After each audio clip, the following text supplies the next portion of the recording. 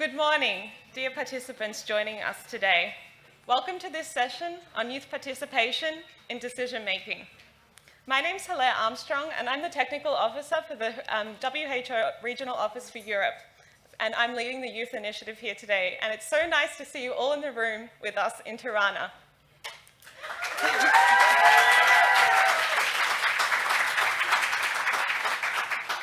I've been emailing you for the last few months to help organize this event, and I'm so sorry for pestering you so much. But I mean, it's so great to see you here in person. And also, for me, the best part of my job, I know every Friday I've been meeting with you online, and it's the best part of my job to hear from you and to bring your ideas into WHO, and I want to continue this into the future. In this session, we will take an opportunity to reflect on the findings of the session from this morning about meaningful engagement in WHO and how we can make it happen.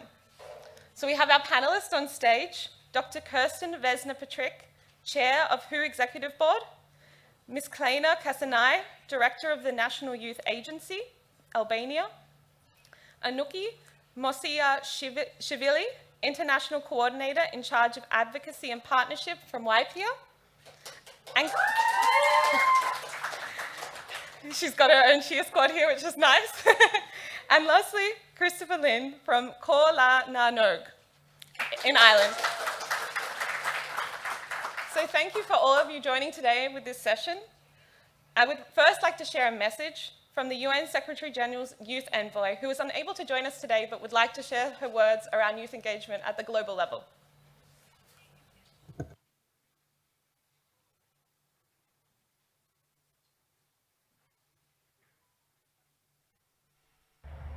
Hello everyone, greetings from New York. My name is Jayatma Vikramanayake and I am the United Nations Secretary General's Envoy on Youth. I'm delighted to be joining all of you for the Youth for Health Tirana 2022 Forum. I want to thank the organizers for the commitment to youth engagement. It is refreshing to see an ambitious agenda for young people to plan and to lead initiatives related to their own health and well-being. We absolutely need an intergenerational, multi-stakeholder approach if we are to truly work with young people as equal partners at all levels. With that goal in mind, here at the United Nations, we welcomed a General Assembly resolution on the establishment of a new UN Youth Office, which will undoubtedly be an important further step in advancing meaningful youth engagement across the organization. Since 2018, the United Nations has been successfully implementing Youth 2030, the UN's first ever system-wide strategy on youth, addressing priority issues for young people in partnership with them. The strategy is being implemented at an accelerated speed across the UN system, guided by principles of meaningful youth engagement. Institutionally mandated, rights-based, safe, designated, resourced, transparent, accessible, voluntary, informative, and reciprocally accountable. With this in mind, why is it so important for us to work for meaningful youth engagement through these principles that I mentioned at all levels, from global to local?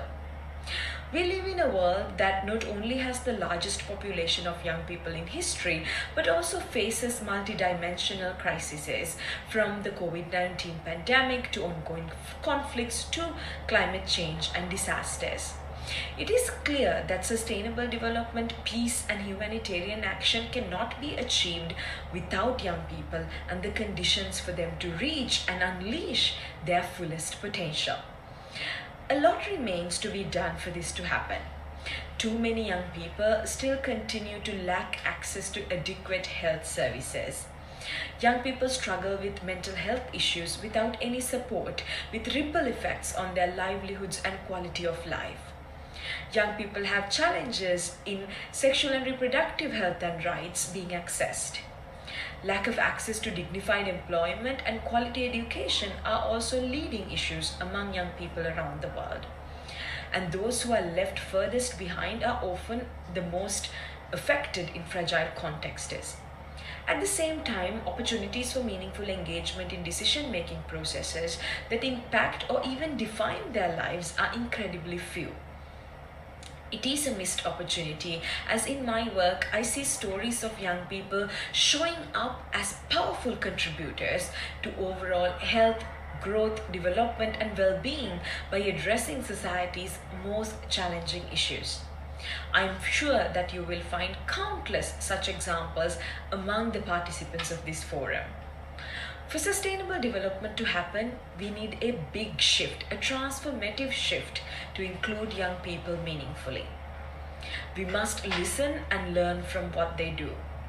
We must connect them to resources, technical, technological, financial.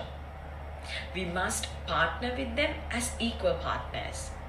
We must support them in scaling up their solutions. And we must reach the most vulnerable, leaving no youth behind. I wish you a productive forum, and I look forward to learning about the solutions that you are coming up with to some of our generation's most pressing challenges. Thank you.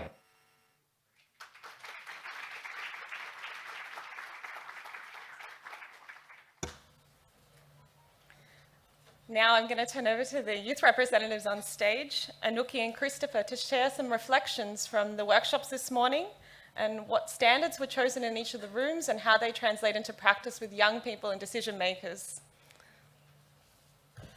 Well, firstly, thank you for having me. In our workshop, a couple of the key points were that any engagement with young people must be sustainable. It must be a continuous process. It cannot just be a once-off situation and then young people are forgotten about again. This must be a continuous process throughout a long period of time. Another key point was that young people sometimes feel that when they are getting involved, it's not very transparent. There isn't clear ways to access information, to dilute information around to their own organizations as well. Young people want to be able to understand what is being discussed in meetings, what is being decided upon, and they feel that it's not available to them. So easier spaces for them to get this information was felt to be very, very important. Hello, hi everyone. Also, thanks for having me. It was really, really inspiring to meet some of my peers today at the session and to discuss some of the standards. We had really fruitful discussions, and some of the main standards emerged that I could briefly present. For example, enabling environment. And there were like lots of different concepts such as safety, respectful to different identities and backgrounds and so on, but we kind of merged everything under this heading of enabling environment, because I think the name itself tells the story, right? You need to create enabling environment in order everyone to be meaningfully involved, and of course highlighted the word meaningfully, what we mean by meaningful participation, right? Something that can have impact, something can have concrete results, something that can achieve concrete outcomes. So that's meaningful participation, and where young people are involved throughout the processes, starting from the very beginning, because usually it happens that young people are informed, okay, you're going to do that and this, and because they are not part of the planning, right? And it's super important to involve them starting from the very beginning until the end. And what we mean by end, of course, for example, such as this forum, it's not going to end here, but also to have a proper follow-up and accountability. How it's going? Are we achieving the promises that we had, for example, in Tirana and so on? It's just an example, of course. So enabling environment was something that we discussed a lot. An important element was intersectionality, which we feel that we need to emphasize more and talk about this more, because when we mention intersectionality, some of the participants even asked, what does it mean actually? So it would be also good to present. Intersectionality refers to different layers of discrimination, because usually for like data purposes, we have division of, I don't know, let's say girls, boys, But we are not homogeneous group, right? There are girls from rural areas. There are, for example, girls with disabilities and boys likewise. So different layers of possible discrimination. So having intersectional lenses is super important to understand the specific needs and to try to make the environment enable according to these specific needs. So that was something that we discussed. Transformative leadership was the second one, and under this transformative leadership, we covered the topics of like cooperation, also like concepts of kind of like toxic leadership that was for some time, you know, like you have to be a role model. Yes, you have to be a role model, but it does not mean that you are the one who has to lead everything. All of us are leaders in some areas that we have certain expertise and skills, right? So this like shared leadership in a way and transformative leadership was something that we discussed, and very important that also kind of includes, let's say, being transparent, to be free from, you know, coercion, or to be like involved in the processes. Was informed choice. So of course, like the basic principles of meaningful participation is to be voluntarily involved. There should not be any force to be involved in something, and it's okay to say no if you agree on something, like in informed consent, right? So having choices, having alternatives, information, awareness, because sometimes there is information, but there is no awareness. So these are the different elements that build up informed choice as a concept. So these were like three main concepts that we discussed and voted is the basic standards for meaningful youth participation. But just to also add, you know, there are standards everywhere, and it's very important to have standards, but the most important part is the implementation of the standards. So, yeah, thank you.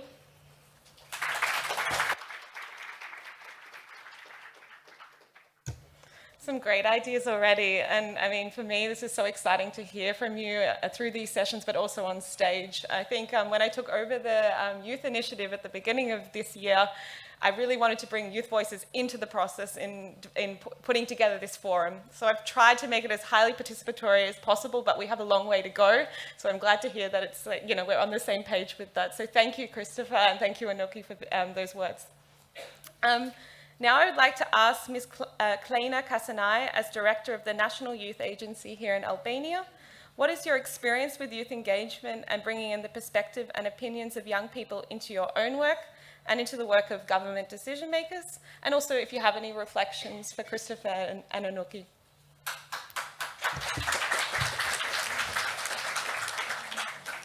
Hello, everyone.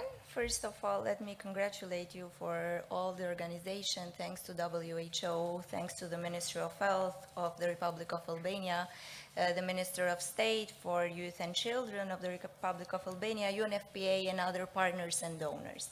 Actually, I was prepared for some talking points. As you might see, I have a paper here, but I heard some rumors that you've been networking, you've been getting along with each other. Some of you even had some time to even party. And actually, that's great, because feeling the vibe over here, it gives me more strength and more power to continue our work and our mission. So this is thanks to you, and a very, very big applause to all of you here.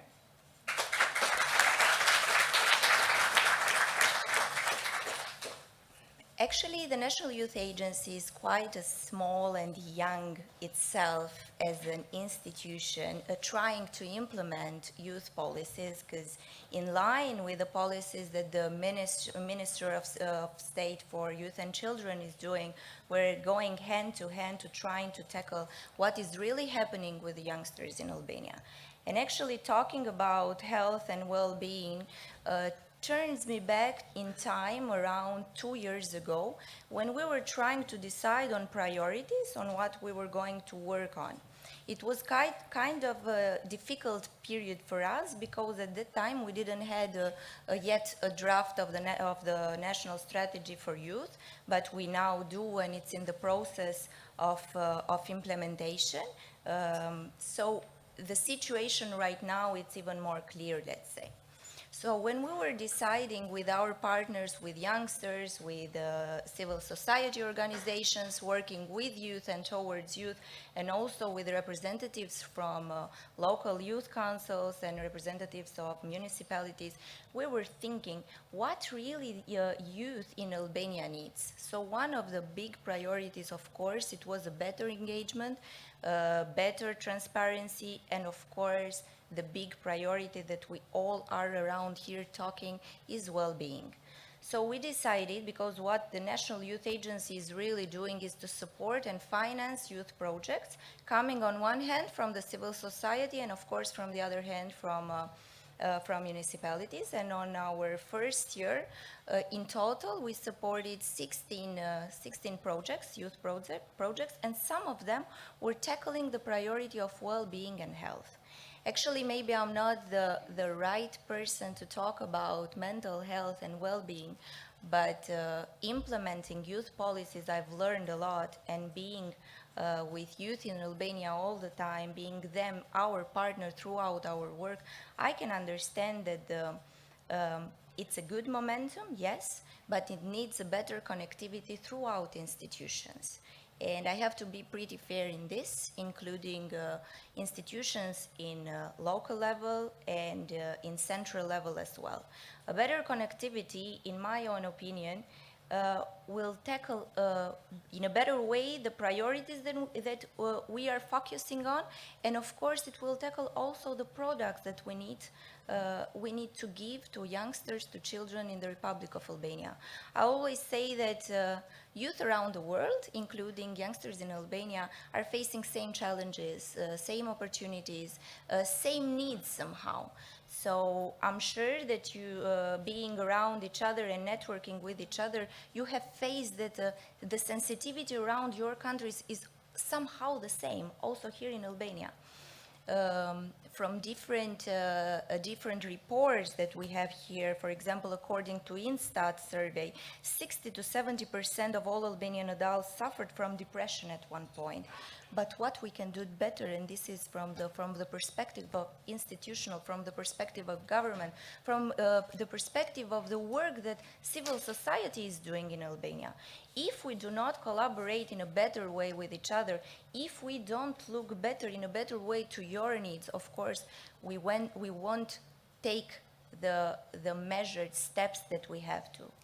So regarding this year, and I'm very happy to announce that one of our priorities within the National Youth Agency was well-being. It came throughout the strategy, the youth strategy that we already have, but it was a necessity that it came from the collaboration with civil society and of course youth in Albania. And I'm sure and I'm looking forward to have many projects that will involve and better engage youth in the upcoming months related to this kind of priority. Another, considering all the information that we have from surveys and different reports, actually another thing that we're doing towards health and well-being for youth in Albania is we're trying to help the youth in addressing and overcoming their challenges, of course. And we're members of the Western Balkans Youth Lab Working Group on Mental Health, implemented by the Regional Cooperation Council, supported by the European Union. And this working group is made of different actors, different partners, and different donors. And we are working on the initiative Improving Youth Mental Health Services in Albania and Challenging the Stigma. This initiative pretty soon will deliver 3 important strategic documents on youth mental health. One of them will be need assessment on youth mental health, a document on including the youth component in National Strategy on Mental Health 2023-2033, and a toolkit mental health services in Albania challenging the stigma. We've done many, let's say, meetings, many activities to get to involve and try to engage the youngsters in Albania for this kind of priority. As I previously mentioned, somehow we're financing projects. I know that it doesn't sound much. We will have the possibility from 16 projects that we financed last year, we will have the possibility to finance around 26 this year because we have our limitation, our own budget limitations. And of course, we need even stronger capacities within institutions and within the National Youth Agency. but I'm happy to say that a very good number of them will be tackling mental health and well-being. Another component that I want to share here with you is that let's try to work and try to engage youngsters throughout non-formal education. And this comes because I've seen youngsters participating in different activities, different trainings, but the vibe is really different and the product is really different when we try to engage them in art classes, in sport classes, in different, let's say, activities tackling non-formal education. Of course, every contribution is important to this, but we're trying to push forward non-formal education. I see many familiar faces here from youth in Albania and good friends from civil society. We have already organized a summer camp and a winter camp, and we're trying to convert them into passports of the National Youth Agency. And of course, in every activity that we have done, we're investing a little bit more in well-being, on how youngsters throughout themselves can collaborate, can learn from each other, and how we can better let's say, give a better perspective on their future. So for now, this is all. And I'm sure that you will come back to me again, and maybe we'll have questions from the audience. So thank you very much.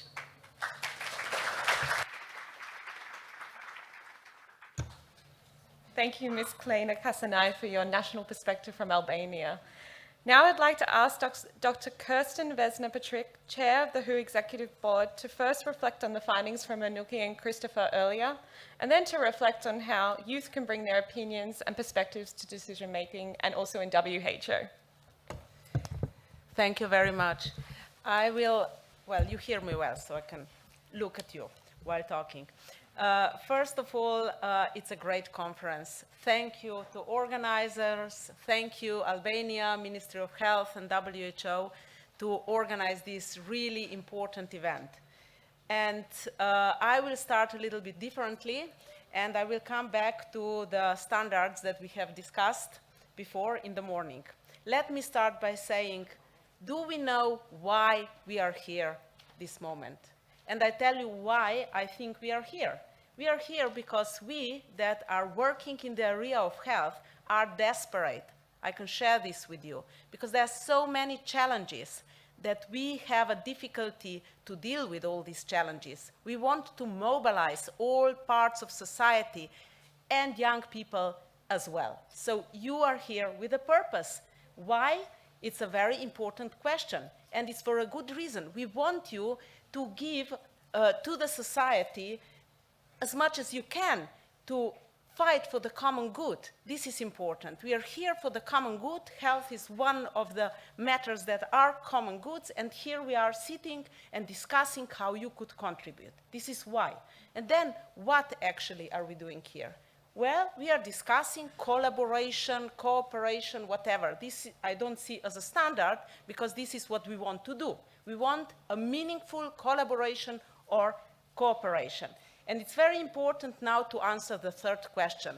And here you were very good this morning. It's how to do this. You were discussing the standards of how to do it, and I heard a lot of really important things, like including, giving a platform for silent voices. So important. It's not just medical students and I don't know who has actually a voice and who can contribute easily. It's for those people that cannot, you know. It's all these silent young voices that are not heard. And I'll come how we can deal with this later. Enabling environment, you had a lot of reflections here. What will enable you? Among others is also, you know, enabling environments to be, to play fair, to involve, not to share everything that is done on the web, for example, you know, so that everybody transparently knows what is what and who is dealing with that, and many, many others. Accountability. Who here is asked for being accountable? Is it you young people? Is the government? Is the science? Who is it? You know, we all have our roles, different roles, and we should only be accountable for what we are doing and what we are agreeing to do, not for everything. very often politicians, you know, they are gone and they are not accountable for anything. So it's a really difficult term. Accountability is super difficult, but I think every person, and especially young person, should think of his accountability. We are first of all accountable to ourselves, you know, and that is like driving me personally. I always think what I am here accountable for. You know, it's very important personal question. And then, of course, accountability in general. Transparency, sustainability. I'll come back to sustainability because this one is very tough. Now, why are we turning to you, young people here? You know, WHO and the government and so on. What are we after, actually? Well, you heard this morning Bekim Sali, the minister from Macedonia, and there were others, saying we need to include young people. And Hans was also saying, oh, we need to include young people. It's very important, meaningful involvement, blah, blah, you know. So it's really important. Why is it? Because we all understand that we don't understand so well the needs of young people. How can we understand the needs of young people better? Well, ask them. Ask them what are their needs. But you have to make a platform, you have to assure that there is a way that they can be vocal about their needs. And this is exactly what we are doing here now, addressing their needs. Can we best address their needs from the top down, like the ministry addresses? Yes, sometimes yes, because sometimes it's about regulation, but sometimes it's working one-to-one with young people. And here it comes peer-to-peer, and you all know what is peer-to-peer.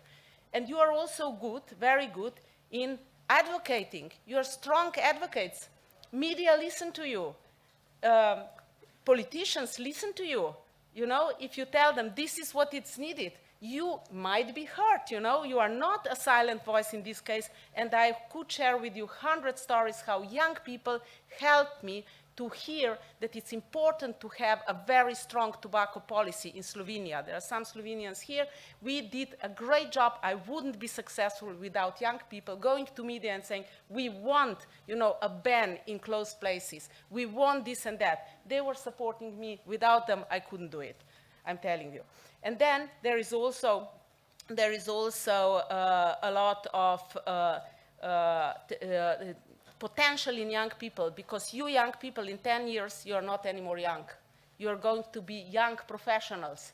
Young professionals are so important if they are skilled already when they enter their careers, if they have a mission, not just entering the job, you know, and starting to work without a mission. And you need to have a mission to work with a passion. Passion is super important. Courage is also important. So now, sitting here, discussing, you are getting passionate about it. And when, in a couple of years, when you get your job position, you will be super good, I can promise you, because you will have this passion, you will have a mission, and you have so much knowledge because you are participating here. So now, if we come to how, somebody said this morning, are we too optimistic? We have this conference here, you know, we are discussing it. Maybe, you know, the decision makers are not really serious about it. Are we too optimistic? And also sustainability.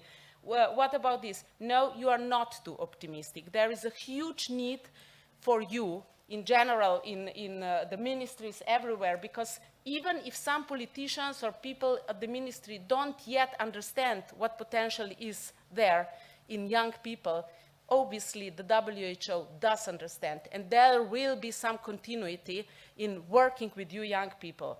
And you know, now if we ask again how we can deal with this best to assure, for example, sustainability, it is about getting organized.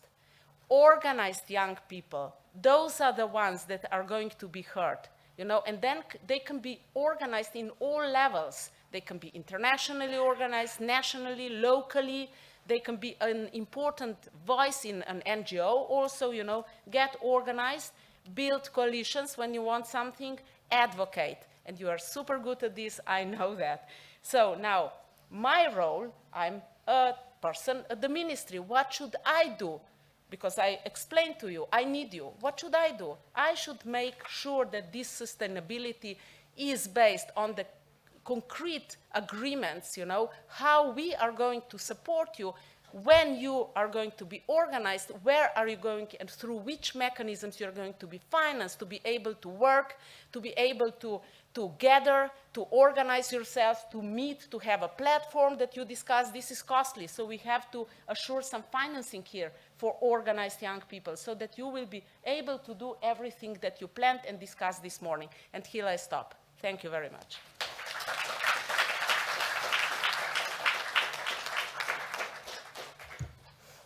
Thank you, Dr. Kirsten Besner-Patrick, for your words. They're very inspirational here, and I'm so happy to have you on stage with the young people. And unfortunately, we couldn't have everyone on stage because I wanted to hear from youth. So I'm now going to put it out to the floor. I've got my colleague Marie with the microphone. And if anyone has anything they want to tell decision makers today, please put your hand up and we want to hear from you.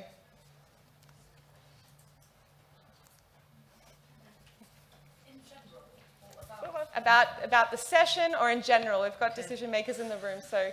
Well, in terms of meaningful participation, we talked quite a lot about this in the other room.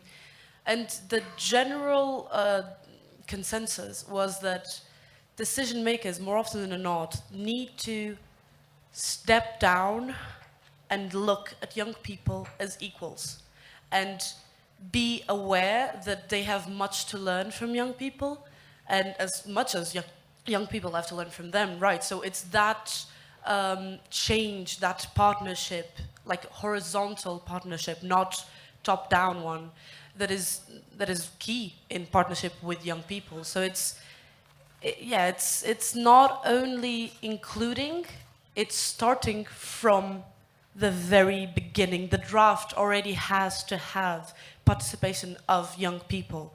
That way we ensure that we are actually responding to the needs of people that represent at least somewhat of what reality is. And then, relating to that, be aware that you're never going to be perfect and you're never going to achieve accessibility and inclusivity for all. And we need to be aware, and decision makers need to be aware, that they have to focus on the things they're not doing. So it's very easy to fall back onto the, we're doing this very well, and we're very proud of this, which is very good and very important. But we always have to have, as a priority, identifying all the things that are lacking, identifying all the things that we're not doing, all the things are inaccessible, etc., in order to move forward, because focusing on nice things is nice, but it doesn't really get you where you want to be, which is forward. So, yeah, that's basically what we discussed.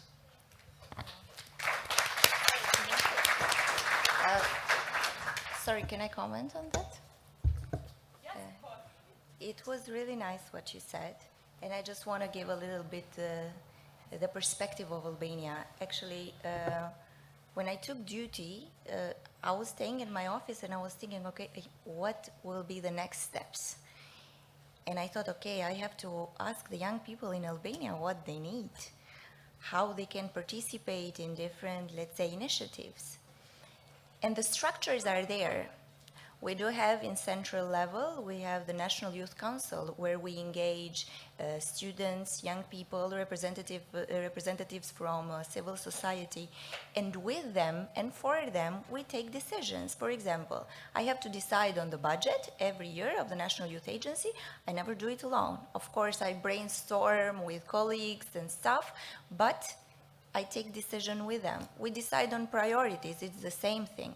And with other students or youngsters, or they do not participate in structures.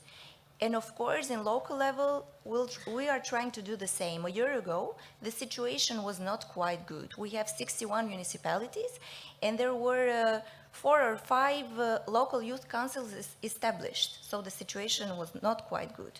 Throughout collaboration and cooperation with the municipalities and representatives there, now we're talking about 35 to 36, even now might be some changes, local councils established. On one hand, papers, how do young people participate in them?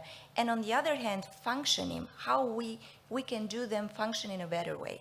But apart from this, what I have really reflected is sometimes youth doesn't need structures, they need to be heard. They can organize themselves. Of course, is on the part of government, policies, partners. So we have the structures there, But sometimes youth people, they just need to be heard. They just need to be seen as equal, as you said. Thank you. And Dr. Patrick, did you want to comment on the reflection from the room? Well, I go into what you just started, young people needs to be heard, well, it's not that easy, I can tell you, and it's always good to listen to young people. I do this a lot, and I learn a lot all the time. But that is one person, or maybe there are more people in my government that do listen to young people. It's not just me, but even that is not enough. So once again, I say get organized. It's super important to get organized, because then you have all this strength. And when you are getting organized, it's very important that you understand whom you should talk to. You say decision makers. To whom are you referring by saying this? Is it politicians, or is it me? I'm a technical staff at the ministry, Or is it an expert, a public health institute? Or maybe it's media, Whom are you talking to, and what do they need to hear? And I'm speaking the basics of advocacy here. You know that, because you all are skilled in advocacy, This is very important if you really want your voice to be heard. It's not waiting for us to ask you. Go ahead, Don't wait. Thank you. One more from the audience. Yeah, we're a bit running behind with the time, so I can take 3 more, but please be concise. And yes, thank you so much. Hi, thank you. I just wanted to add about the involvement of the decision makers. Okay, let's say politicians and experts. Today we had a great discussion in the morning in different rooms. I'm not sure about the other rooms, but we felt that it's again the participation of mostly young people. We had in the second part only 1 or 2 decision makers. So it's again like we are discussing the topics, problems between each other, and we didn't see that much of the representatives of the WHO and the UNFPA or the Albanian let's say authorities. I mean, there were some people, but we would like to have them more, because, for example, Mr. Rob was there, and we told a lot of interesting ideas that he mentioned, and to take note. So it would be great to interact more with the decision makers in the rooms, not only on the panel sessions, just from the position of the listeners. And we also talked about the importance of the emotional intelligence, because usually we, as a young people, have better understanding what it is and how to express it. But unfortunately, the decision makers, they don't have it, or they don't understand it. So maybe to work on that, to have better connection and understanding in peer-to-peer work, let's say. Yeah, that was what I wanted to say. And thank you so much for this opportunity.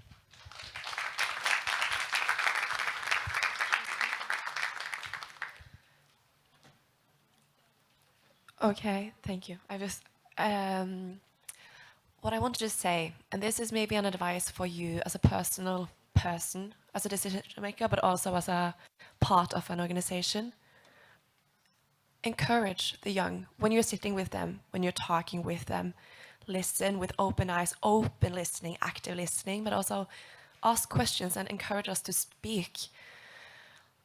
It's one of the most important things, because when I'm talking to someone, I may feel like the smartest person in the room when I'm talking, because they're actually listening and writing everything I say down, and I'm like, yeah.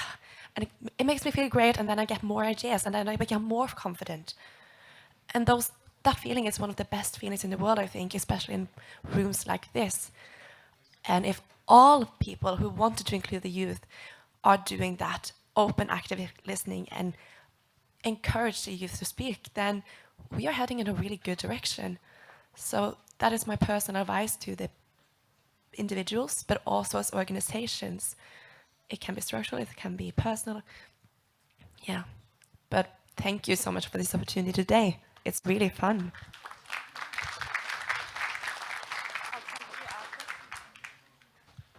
Hello. Thank you so much. Erudit from Albanian Committee of Medical Students. Yes, we believe that organization is very important for each and every one of us, but we also believe that organization does not always translate well into countries. In some more developed or better accepting countries, the organization will be accepted as they are. For example, we're part of International Federation of Medical Student Associations. But this does not mean that we will always be heard, because even if we want to talk about the problem, it's not that we're not experts. We have trainings. We have been part of trainings, but we're not the experts, and this will push people to disregard us as youth and as members of society. Even so, we will always try to push new topics to talk about, but this does not always mean that we will be the ones being heard. And as the speaker before me said, if we get like affirmative confirmation that we're being heard, even though if we're being heard, that means that we will be motivated more to just talk more about stuff, and new solutions will come around if we're being heard as youth, because it's more engaging for us. Thank you so much.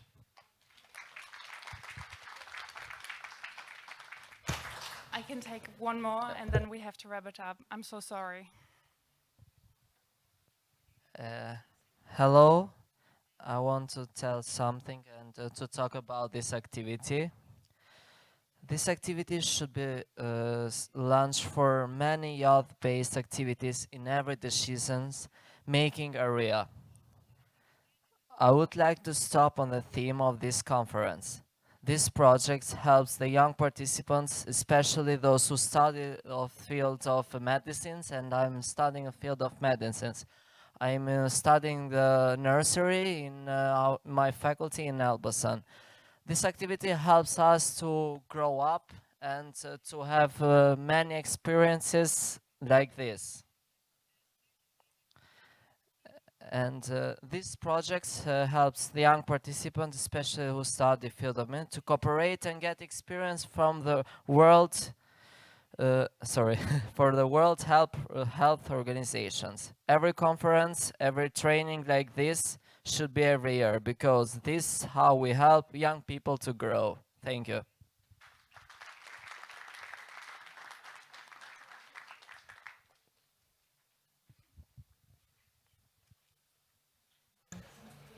Yeah, sorry. I just wanted to reply to a comment before. My name is Andya, and I'm an expert on mental health and representing an institution and, let's say, decision-making from Albania. So I just wanted to say, you guys, that we are here with you. We are mingled up with you. We are talking with you. I have like 6 colleagues of mine from the Institute of Public Health, from different disciplines on health. So just, reach out to us. We'll definitely talk with most of you here. So we'll be here for the next 2 days. And I'm sure there are others from Ministry of Health, either in the organization aspect, but yeah, just to reply to that question. Thank you.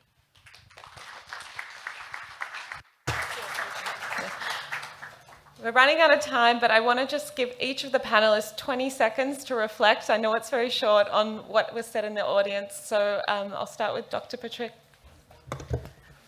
20 years ago, a young person, a student, came to me and he said, I want to do something good.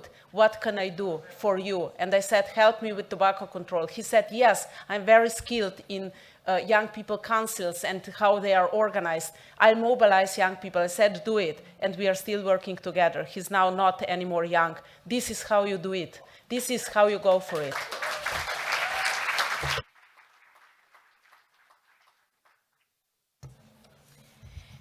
Actually, it's great that we're all being gathered here in Tirana, being at the best version of itself, Tirana, a European youth capital, and talking about youth in Albania, youth around the world, and youth priorities. What message I want to give that I try to implement it in my daily work is cooperation, collaboration, and transparency with youth and towards youth. Thank you very much. Okay, so 20 seconds. Something that we did not yet mention, but super important, we discussed this in our group works, recognition and acknowledgement. And recognition for sure also includes rewarding, including financial reward to young people, because young people are facing so many challenges nowadays. It's impossible to continue unpaid internships, have like volunteers always, and expect from young people that they need to learn, so they're always ready to participate. No, young people also have to pay bills. Young people have to pay their living costs, so it's important to recognize and acknowledge for their work. I'd agree 100% with that point about recognition, how crucial it is. But the point I'd like to make as well is that because young people aren't fully involved with the political system, it gives us a brilliant advantage. We can see the world in a totally different light than many politicians and many people in government, which gives us a totally different perspective to approach ideas that politicians might not be able to think of. So the lack of involvement might seem like a bad thing, but it gives us a very distinct advantage.